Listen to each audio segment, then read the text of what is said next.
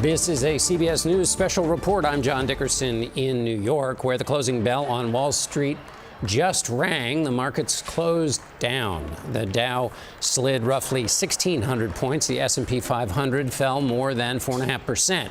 And the Nasdaq dropped nearly 6%. This comes just a day after President Trump announced his new tariff plan, which begins Saturday to charge at least 10% on imports from every country. The president also announced even higher reciprocal tariffs from 60 countries he calls, quote, the worst offenders. And that those are places that export more to the U.S. than the U.S. exports to them. Mr. Trump called the plan America's, quote, declaration of economic independence. But Americans could pay the price for these new charges. With me now is Money Watch correspondent Kelly O'Grady. Kelly, so what's just your broadest response to what the markets have done today? Well, on a day like this, I always like to put it in perspective of how big of a loss this was. So you have to go back to 2020 for each of these three major indexes, the Dow, the S&P 500, and the Nasdaq, to see a single day that saw a greater loss. And so what does that mean? That was COVID. Yeah. Right? Investors are looking at today and sort of, at least in terms of how the market reacted, putting these two equal. Now, three reasons, I think, why there was so much of a sell-off. Investors really did not price in those reciprocal tariffs. It was not expected. We expected it to be a smaller amount of countries. They guessed wrong.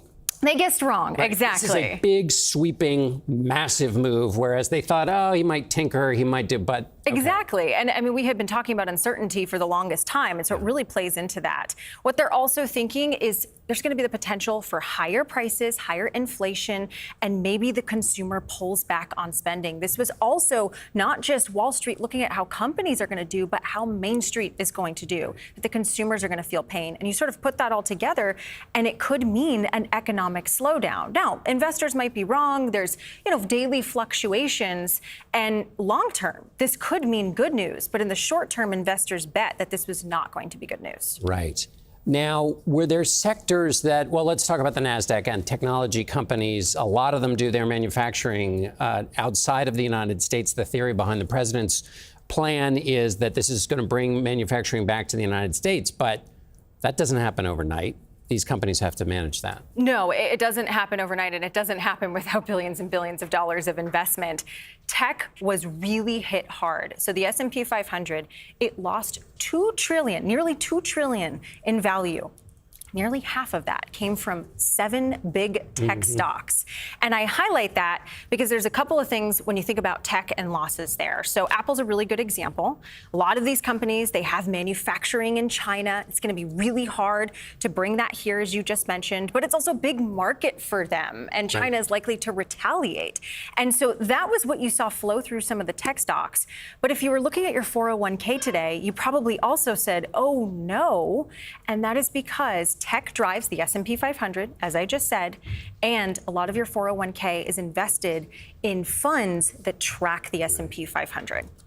I think investors best not look at their 401k on a day like this. Kelly, thank you. We're going to go to Nancy Cordes now at the White House. First, we're going to listen to the president, who spoke to reporters just an hour before the markets closed. And here's what President Trump had to say. I think it's going very well. It was an operation, like when a patient gets operated on, and it's a big thing. I said this would exactly be the way it is. We have $6 or $7 trillion coming into our country, and we've never seen anything like it. The markets are going to boom, the stock is going to boom, the country is going to boom, and the rest of the world wants to see, is there any way they can make a deal? They've taken advantage of us for many, many years. For many years, we've been at the wrong side of the ball. And I'll tell you what, I think it's going to be unbelievable. Let's turn now to Chief White House correspondent Nancy Cordes. So, Nancy, that's a shortened version of what the president said yesterday in his much longer speech. What are you hearing from the White House here today? They did expect this, but then again, these are big numbers. The message from the president and everyone on down today here at the White House, John, is that this is a blip, nothing to see here. The patient is going to be much better off after this operation. They simply do not accept what most economists around the world, even right-leaning economists, are saying about these tariffs, which is that they will raise unemployment and raise prices for Americans. And for the president specifically, John, at this point, after today's losses, the stock market has dropped by about 10% since he took office about 2.5 months ago. This is the kind of thing that he predicted would happen when he was on the campaign trail if Kamala Harris were to win. It's one of the worst starts for any president in the modern era. Nancy Cordes at the White House. We're joined now by CBS News senior business and technology correspondent Jolene Kent. Jolene, you've been hearing from small businesses. What are you hearing? What do they think the future looks like? So many small businesses feel this sense of anxiety and worry about the future. They've already, John, been struggling when it comes to persistent inflation, high interest rates to borrow money, say to build out your business, and the ongoing softening of consumer confidence, consumer sentiment overall. So that's what they're already facing, plus that uncertainty about tariffs.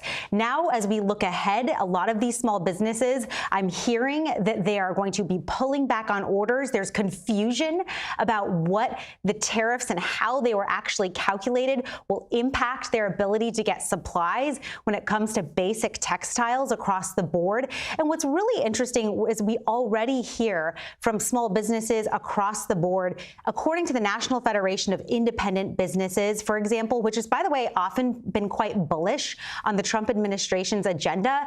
They have said in their recent survey, uncertainty is high and rising on Main Street, and confidence that the economy will continue to grow is fading. Now, remember, small businesses make up such a huge part of the labor market, of the economy, of GDP, of where people are spending their money. And so this uncertainty really feels different this time around. It feels like some of the promises from President Trump's campaign are really falling off, because now, with the market sliding and so much more prevailing anxiety for these small business owners, they feel like their back is up against a wall in a lot of ways. And this is interesting because it's hitting across, different retailers and suppliers and people who make all kinds of different things and do all kinds of different services, from retail to hospitality. We're feeling and hearing that the anxiety is real. It's a great point, and the White House often makes the distinction between Wall Street and Main Street. They say Wall Street may have its own idiosyncrasies, but Main Street's where it's at. What you've just been describing is right in the center of Main Street, being felt both in Wall Street and Main Street. Jolene Kent, thank you very much. Our coverage will continue on CBS News 24/7, your local news, and tonight on the CBS Evening News. This has been a CBS News special report. I'm John Dickerson.